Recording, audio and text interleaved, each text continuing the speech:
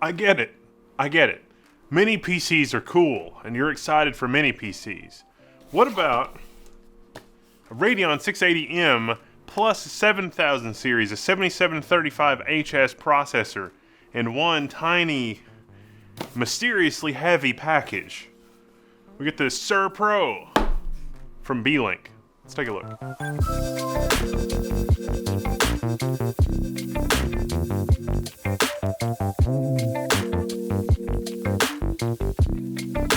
It's getting a little crazy. The mini PCs, they're littered around my house doing various jobs. I like the mini PCs. This particular configuration comes with 32 gigabytes of memory and a 500 gig NVMe, Wi-Fi 6, 2.5 gig LAN. It is a 19 volt, 6.32 amp power supply. That is over 120 watt power supply. In this tiny little brick-like package. Now, even though this is the Ryzen 7 7735HS 7000 series, that's Zen 4, right? No, this is not a Zen 4. Think of it as a Zen 3 Plus core. And it is 7000 series, and it is clocked, and it does have that single-thread performance, but it's technically not Zen 4. And that's something I'm only mentioning just to be absolutely crystal clear. Thank you for your choice. During system boot process, if you cannot log into your personal account, please turn off Wi-Fi and LAN. Select the skip option and then log into your personal account in the system. That's Windows 11. Microsoft product managers, are you watching? This kind of product packaging change is a result of your designed by committee login process designed to snare users in a morass of poorly planned insanity. Stop it. Good job, Beelink, on helping the users figure that out, because when I buy one of these and ship it off to my grandma, she can read. She's not an idiot, and this really helps people like her. Not that it only ensnares grandma, it ensnares me too sometimes. This one time I accidentally opted into a beta, and what Microsoft interpreted that to mean is every single machine that I had signed into Windows 11, it put it on the Windows 11 Insider ring. Every single machine, because I opted into the beta on one machine.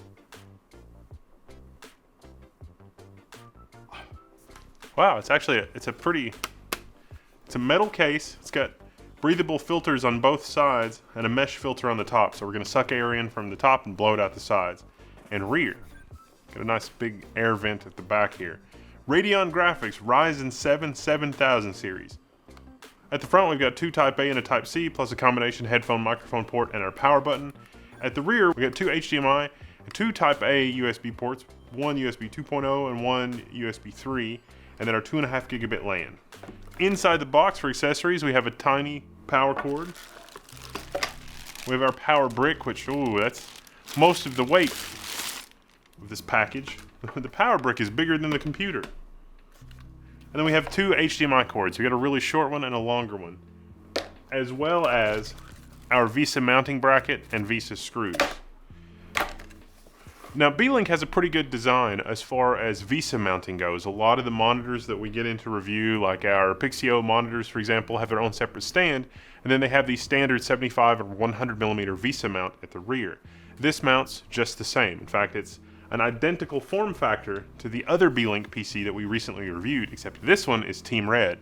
And if I do say so myself, the sort of, I don't know what you would call this, metallic green. It's like metallic forest green. It's a very attractive color. It's got a nice fit and finish. The fit and finish is different than the other one is what I'm saying, which is just matte black. I mean, don't get me wrong, matte black works. It's really good. Well, the matte blacks in the audience, please stand up. How's it going? I see you. A lot of these mini PCs, we're entering kind of a weird era where it's dual HDMI out. I prefer DisplayPort myself, but there are a lot of monitors on the market that are HDMI. And we do have the one Type-C port at the front, so we'll try that and see how that works with the converter. Oh, it actually comes with a replacement dust filter for the top.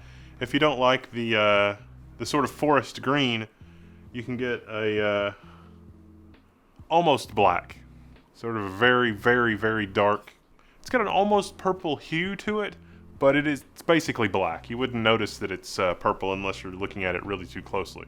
You're not the type of person that looks too closely at another person's computer, are you? No? Well, it's not going to be an issue then. But I like this finish. It's cool they include an extra dust filter.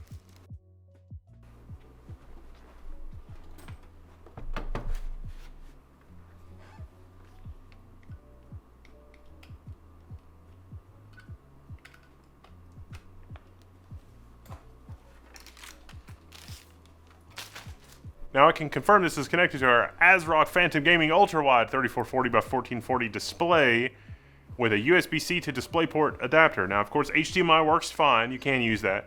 If you want to use your USB-C port for DisplayPort, you can, but you get a limited number of USB ports you're working with here. I think you're better off using it as USB, not DisplayPort. But hey, you could run 3 displays if you really wanted to.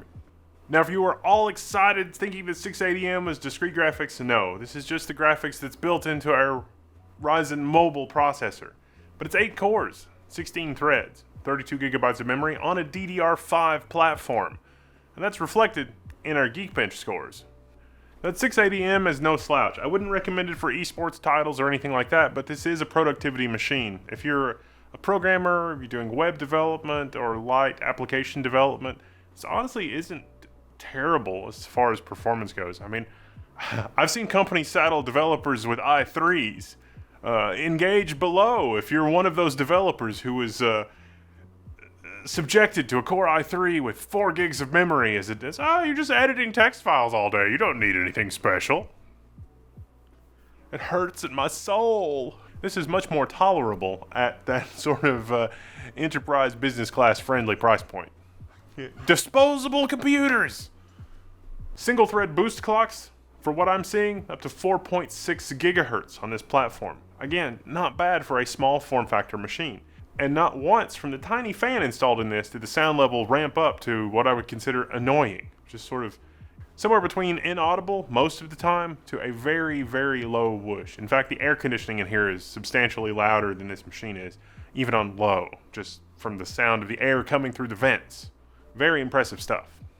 Now, our Geekbench scores are really impressive for our 7735HS, which remember is a mobile processor. I mean, it's juiced. It's a juiced mobile processor because it's in a desktop form factor with better cooling than you get in a laptop. But our multi-core performance is over 9,000 and our single-core performance is over 1,500 in Geekbench 5. And that's without any tweaking or tuning or anything else. Our DDR5 platform and the thermal and power configuration is what makes this possible. When AMD embarked on the 8-core journey with the Ryzen 1700 more than 5 years ago, did you think we would see something like this with this level of performance in such a tiny package? Oh, it's exciting. Efficiency and power in one thing. Oh, it's so much fun. We've come so far.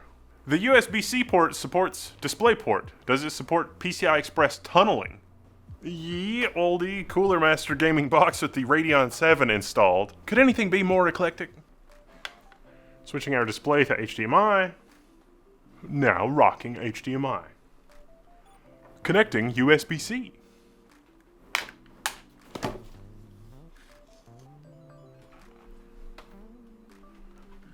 Oh, those are happy beeps.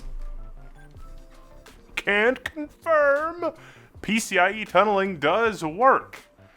So this is a little bit of a cheat code. If you want to add a medium tier performance GPU, because remember, this interface is still only 40 gigabits fast. You could add something like a 6600 XT. You can get an old mining GPU, something like that, and add this to this platform and get discrete GPU performance plus 8 cores. Now's the time to get a cheap you could get these Thunderbolt enclosures. Okay, not the nice one from Cooler Master. This one's really nice. It's got a 3.5-inch hard drive bay in the front there, SATA plus a built-in USB hub. That one's really good.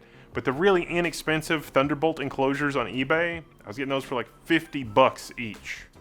Mega deal. Especially when you can add in a GPU later, especially a lower power GPU, like a 1080. Okay, a 1080 is getting a little long in the tooth.